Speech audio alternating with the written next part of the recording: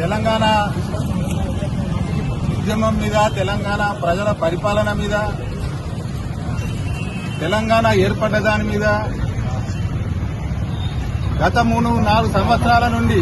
దేశ ప్రధాని మోడీ దగ్గర నుండి మొదలు పెడితే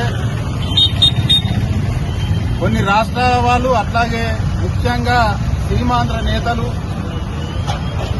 తెలంగాణ ఉద్యమాన్ని కించపరుస్తూ, తెలంగాణ ఏర్పడిన దాన్ని కూడా కించపరుస్తూ ఒక ద్రోహపూరితమైనటువంటి, ఒక కుట్రపూరితమైనటువంటి, ఒక మోసపూరితమైనటువంటి విధానంగా ఇక్కడ అవమానం చేస్తున్నటువంటి సందర్భంలో ముఖ్యంగా గత 5-6 రోజుల నుండి